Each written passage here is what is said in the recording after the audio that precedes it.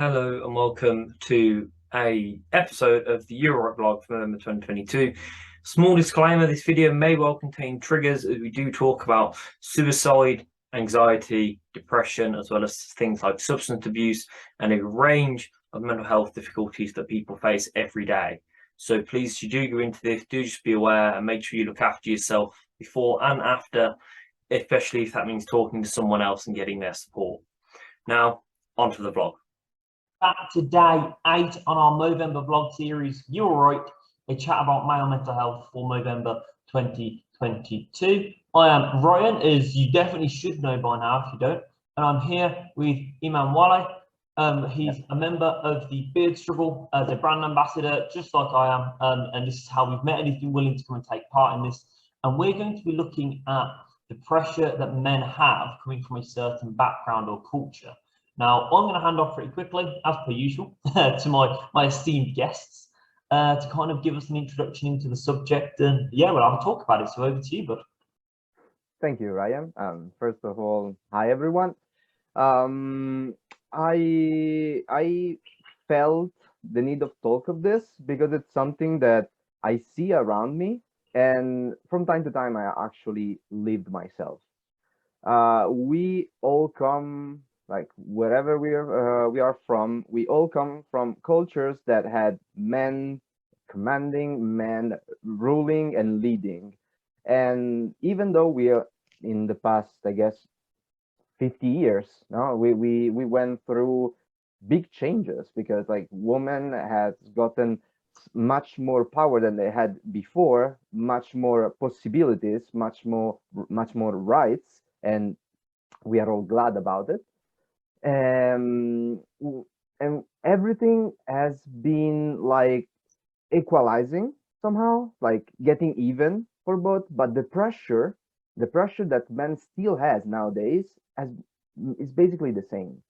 Like the first son is taking over the company, the all that kind of stuff.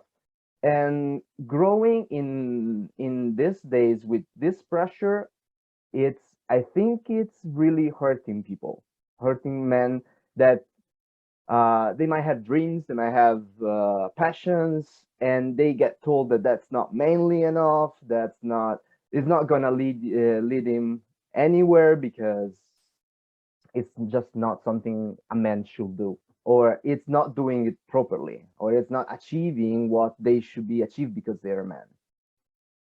It's something that bugged me a lot, and because I had personal experiences where I had to take a lead on my life earlier than what I suppose that what was I supposed to. And I guess that, as everyone does, I scheduled goals. I set up goals. I set up things that I wanted to achieve, and some I did achieve, some I didn't. The fact that I didn't was enough pressure without anybody saying, dude, you should have been doing that. You should been man enough to achieve that. And this is something that I think it's getting heavy since a decade now. It's getting stronger because and that also in schools.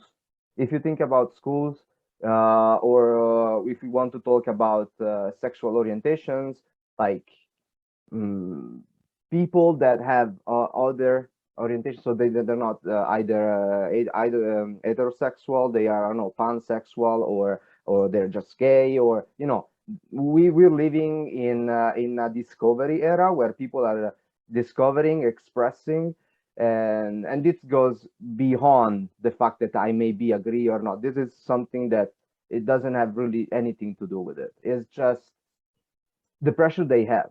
Like if someone is too feminine, it's bullied because of that, and it's something that it's coming out like more and more than we go ahead with this. Let me rephrase that because um I think it's something that the more we go ahead, the more it's coming up, and it's something that I don't think it's taken care of enough. Like if you think about a woman, like you just need a woman to like raise her hand, say that I've been touched, I've been, I don't know, he slapped me. Okay, and it's out of context. That man is going to pass hell. He's going to go through trials and whatever, and it's not taken in count that there might be something else behind it. There might be I don't know, psychological violence behind it, and that hurts. That hurts even more.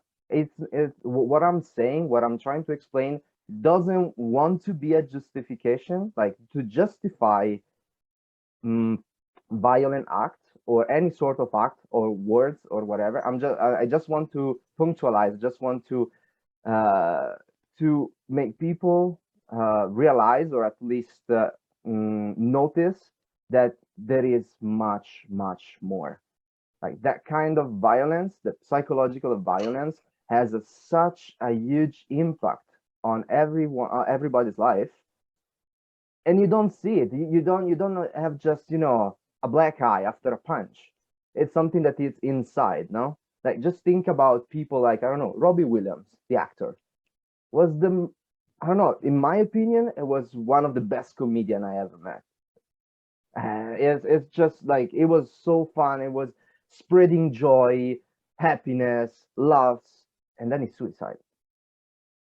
All right, so that has a huge impact on people, and it is in both, like is man, female, or if we don't want to use genders, on everybody. Okay, it's on every one of us. But we do have a different pressure because of culture. Probably, I think that there is no limitation. Like it's not something that it's more toward Europe or US, because like the men lead has been, I think, in all the culture. Then there were some that also had women, but they are just a few. Correct me if I'm wrong, but I think that we're just probably the Norse. Norse, they had their shield maiden, right? Yeah. I think the one thing that I like, that one thing that out of what you've said that I want to pick up on was when you talked around, that everything's becoming equal, and then it is, and again, it's good, rights are being leveled out, wages, the ability, what you can do, what you can't do, like women now can now go for any job, which is good. They didn't used to exist, including military forces and stuff like that over here in the UK. They're sorting out pay and everything, but I think that a lot of people forget that quality is still a two-way street. And I think that we can really go into a hole with feminism, and you can get into so many arguments with it over what it actually is. But the ability to make everyone equal means that actually, as these go up, as we look at this, giving females the rights they deserve and the wage they deserve and the life they deserve, actually we still need to consider, well, men are struggling, which I think is where this whole movement came from.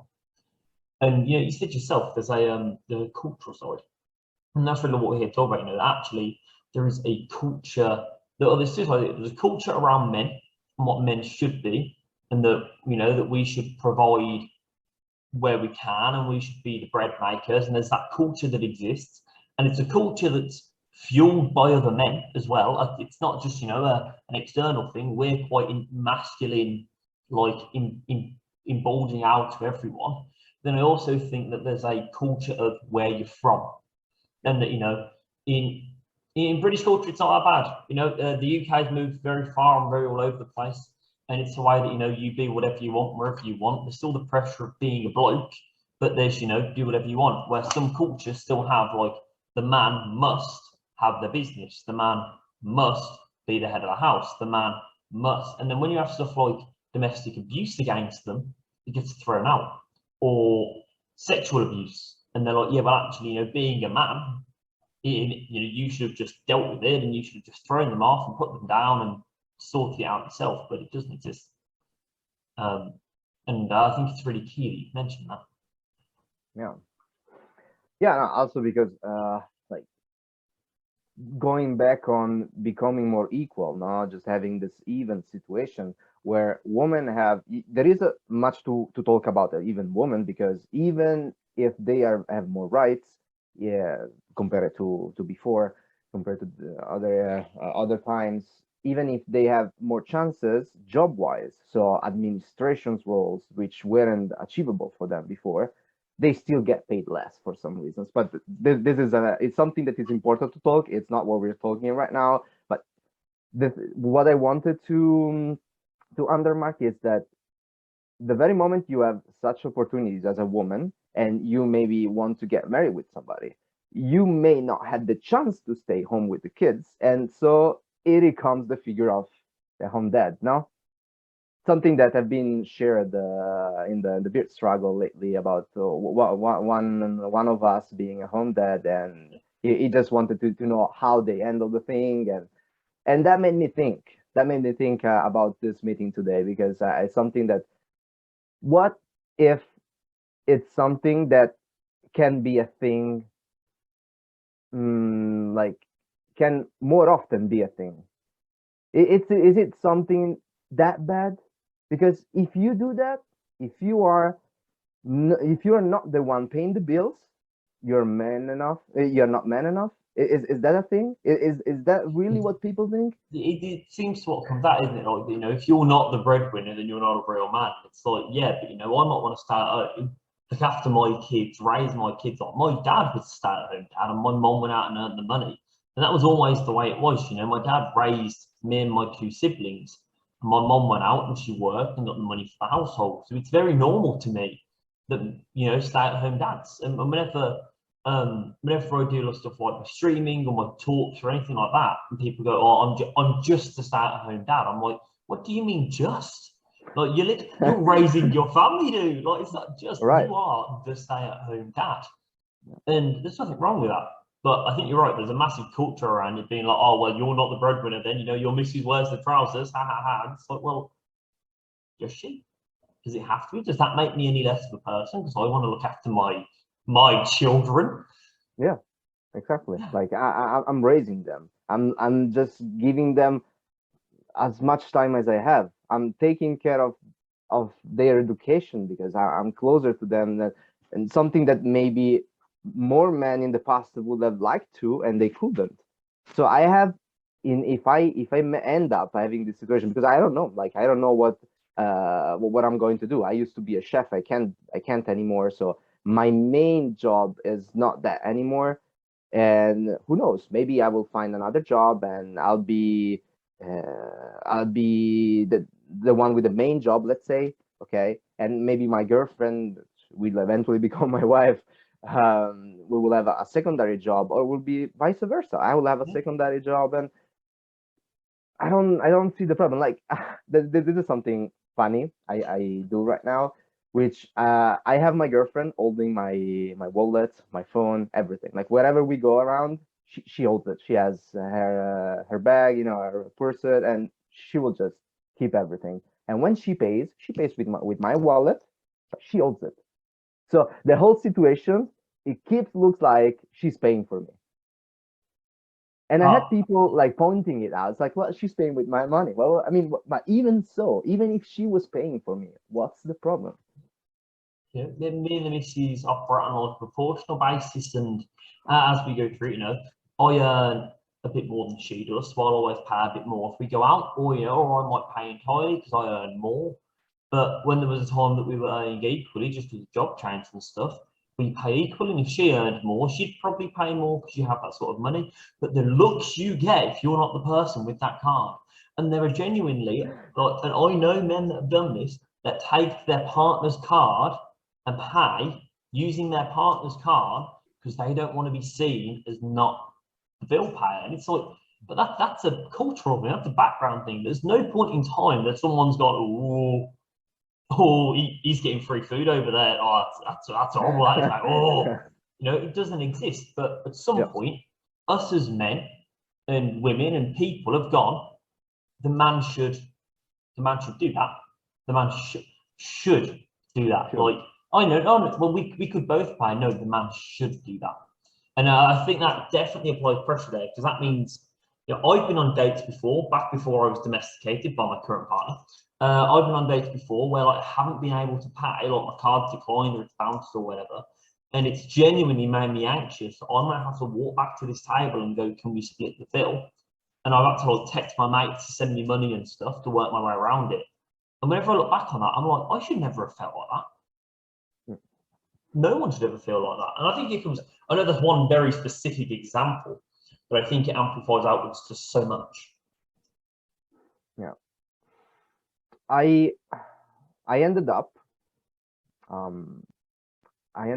like a few days ago, since I'm not sure if I mentioned it before, but I'm revamping a bit my socials, and so I'm getting tutorials here and there. I was looking at one that was I do that. Actually, the only content it makes is teaching others how to grow in social media, and it was specifically talking about TikTok and techniques of short videos where you can get more audience. He did something that I didn't really like at all, and was playing with others' insecurities. It was like, what's the trend now? The trend is ask a question that can make people wonder, so that they can find more in your account, in your posts. And the thing that he focused the most is, all right, you going out with your man is doing this and this and this. Is he treating you well? Is that what you deserve? I don't think so. All right. And he was just placing pictures or something like a really romantic moment, on a sunset or on a dawn, or on a restaurant. Say, well, if your man is not doing this, then there is something wrong with your relationship. And I hated that. I really hated that, because the thing I hate the most is that it works. It works. It put doubt in people, and that's a trend on the most used social media. Yeah. It's And it supports that. You just said it was a man telling a man, and you're there like, we can look at this issue any way you want. You can look at male mental health, you can look at male health in general and the reason how we see ourselves and everything. And when you really put it down to it, men absolutely ridicule other men. And I think that's a really important piece there. We are running up to the end of time, and what I really don't want to cut this off, we are running up to the end of time. So I just want to ask, is there anything else on the subject of the background and culture that you want to mention? What can help? What can help? Well, as for everything, I think that the thing that can help the most is approach it with an open mind. Like, the thing is that the people that are living it are probably the one with the most closed mind, because they have been told that, and so you just feel it, and you have to do a huge work on yourself to open your mind and see that what you have been told, it's not the reality. So the suggestion I can give to people, which is what I had to do for other reasons on myself, is to work on yourself and love yourself, which is a must, a mantra for basically everything in your life.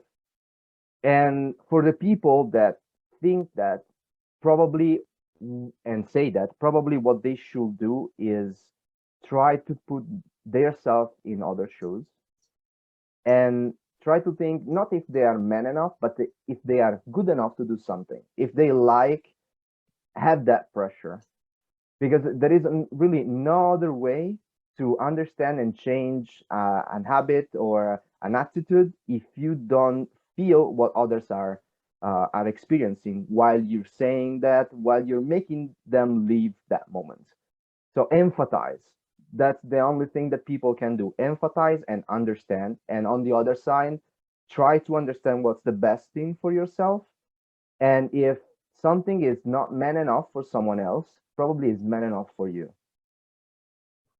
Thank you. That's a really nice closing statement. I like that. It's a beautiful insight. And thank you for being here. Because of course, this is something that I need as many people to be involved in as possible. And it's really nice that actually you're the first person that isn't in my friend group, if you will, that I've had on here. And fingers crossed as these go on. So I'm recording this in February. So of course, there's a bit of a gap in between the recording and the posting. I really hope that we do find more people. Guys, people struggle with mental health every day. Men hide stuff every day, pressures that people cannot see.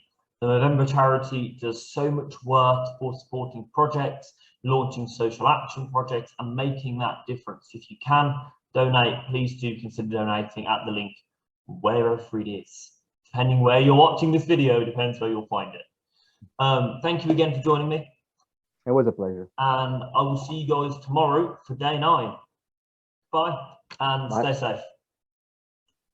Thank you for watching that You Were Right blog. It's been a phenomenal journey that we've been on to get this far, and we're hoping that it will long outlive the vlog series. But it's not over there. There is more to be done, and there is a donation link to the Movember charity inside the description. If you can donate, please do consider it, or even if you can just spread that link far and wide, get as many people to donate as possible, that's also fantastic. We are actively making a change, and you're part of that. So thank you. I'll see you tomorrow.